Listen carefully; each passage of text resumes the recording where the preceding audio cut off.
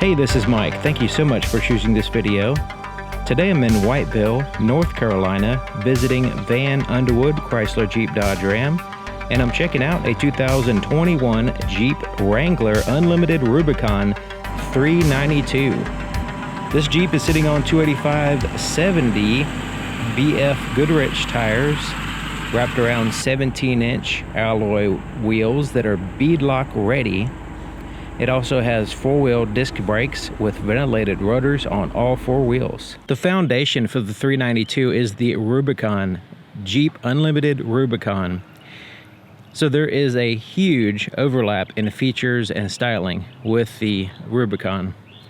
And there's basically just some more subtle as far as cosmetically differences. So it does have the 392 badge here on the functional hood scoop, and the hood scoop actually sends air into the intake, but also it does have the ability to put some into the engine compartment as well. And I like the way it has this bronze additions here. So it has that 392 outlined in the bronze, the Rubicon's bronze, the recovery hooks here on the front are bronze, the Jeep there on the side is bronze, and it kind of makes it looks like the old school Trans Am or something. Really nice. So it does have the steel bumper here in the front, full LED headlights here in the front as well. These little portions here that can be removed to give you a better approach angle, LED fog lights, reflector. The headlights have the little halos and all that stuff in them, just like the other. I've done night videos and stuff like that showing you what they look like at night, and it's really impressive what they've done with the Wrangler as far as lighting nowadays.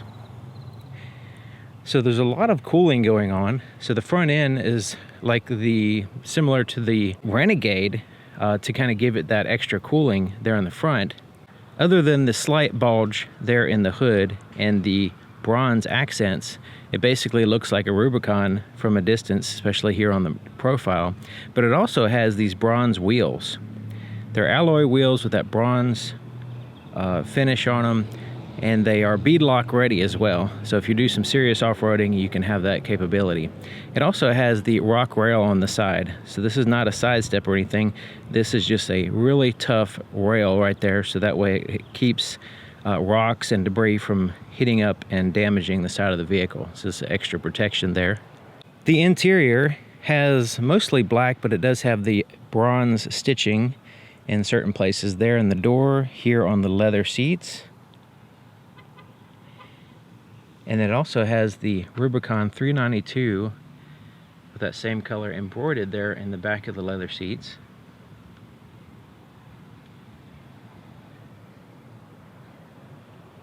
The back seats have a similar styling with the stitching only.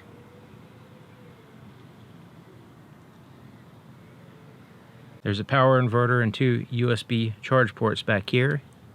Like I said, a lot of overlap with the Rubicon.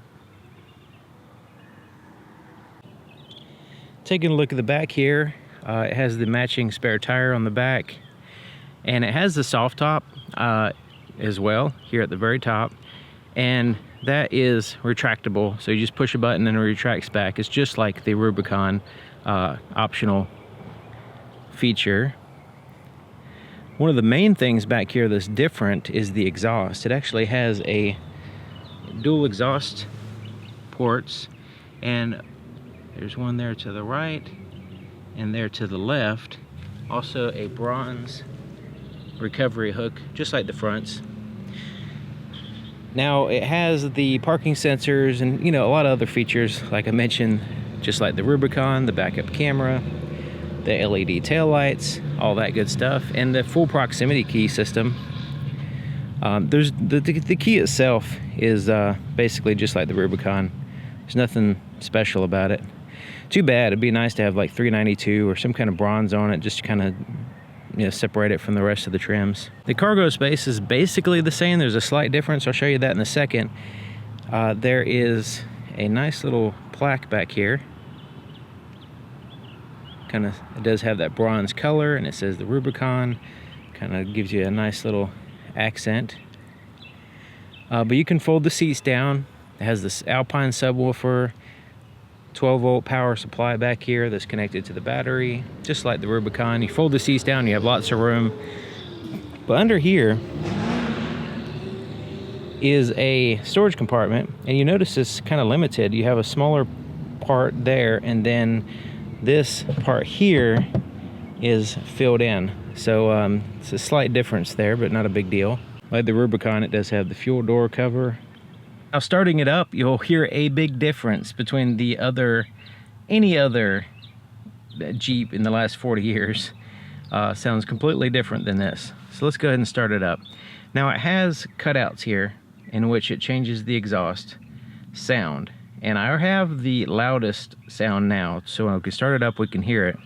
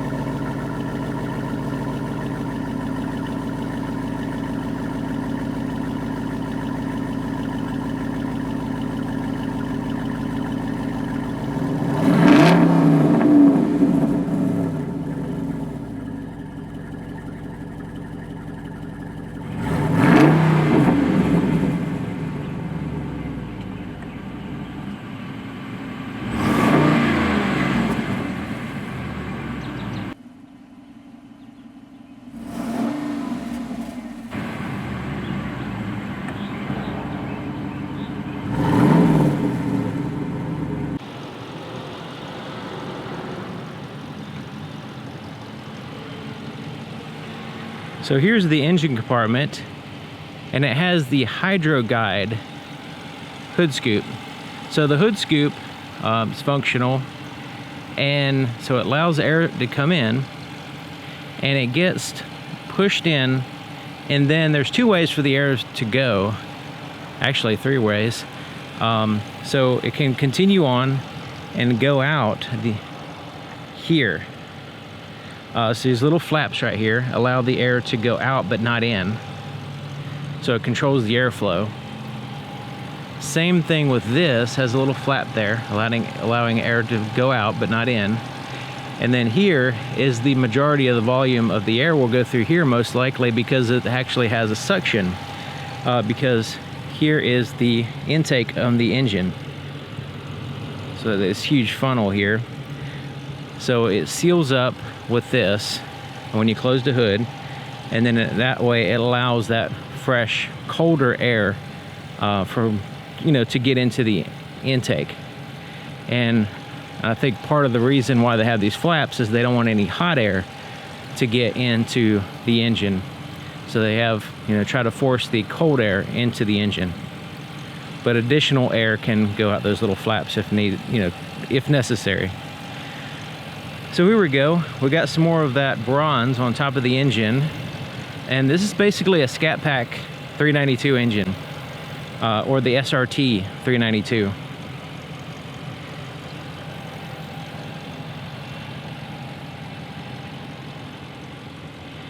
And it's a 470 horsepower, tremendous horsepower, 470 pound-foot of torque as well.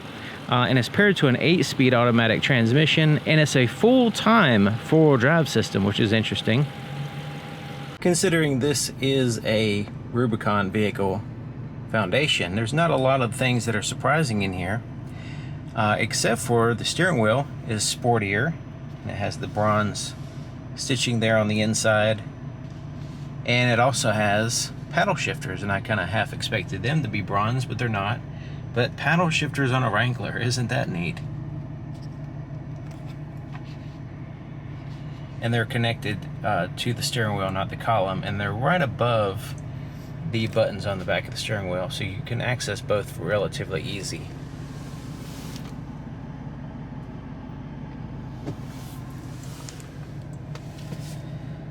Here's the gauge clusters.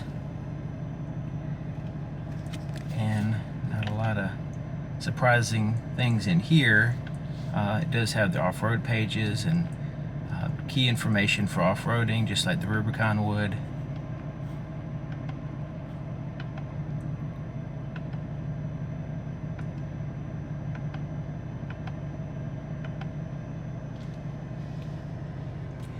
Same thing with the screen over here. It has the off-road pages, accessory gauges, information with the pitch and roll. So all this is not surprising. It's all basically Rubicon equipment. It's got the radio. It works all the same, the Uconnect system. You can look at the backup camera without putting in a reverse, which is nice. Here's all the apps here. It does have Apple CarPlay, Android Auto capabilities. Take a look at the map here. And of course the settings. So yeah, not a lot of surprises in here.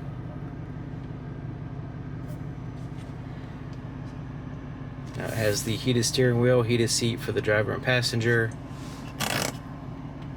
and the knobs. Just like the Rubicon, they're rubberized, very easily manipulated, even with gloves on. This is the button right here that is the cutouts. So you can turn on or off that louder sound. If you want to just quieter, you can do that. So it's real easy, just right there to push a button. And it remembers the setting that you have it. So when I turn off the vehicle, it'll remember that setting when I restart it. And just like all the Wranglers, the power windows are here in the middle. Connectivity is here, USB, USB-C and auxiliary inputs with little rubber sealed cover. 12-volt power supply turns on and off with the ignition. You have 4 auxiliary switches over here. The locking differentials, you have all 4, the front and rear differentials or just the rear.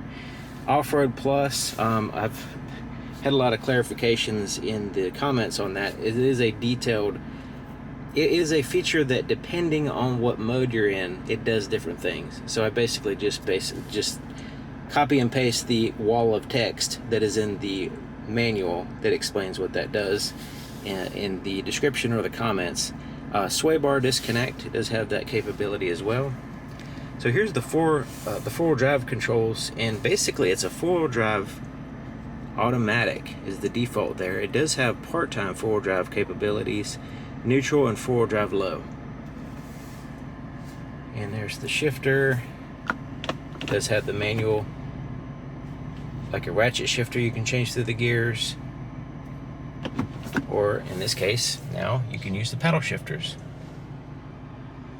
Handbrake, parking brake, cup holders, armrest, little compartment there, larger compartment at the bottom with the USB port inside,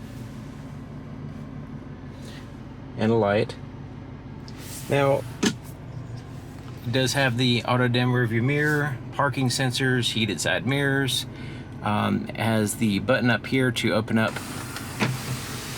the soft top. Now this is a hard top with a soft, kind of like a sunroof type thing, but it goes all the way back. So you can see it continues on. And I've done a detailed video on a Rubicon and it had this feature as well. So this one, you know, it is an optional add. It does have that feature.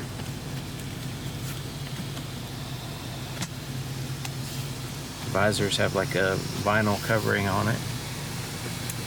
HomeLink garage door opener controls here.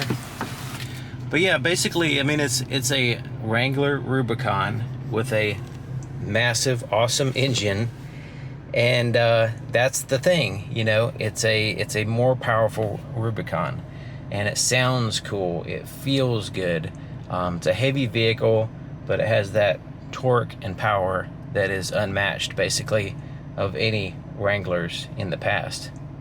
So anyways, thank you for watching, and thank you to Van Underwood Chrysler Jeep Dodge Ram here in Whiteville, North Carolina, and I'll see you guys next time.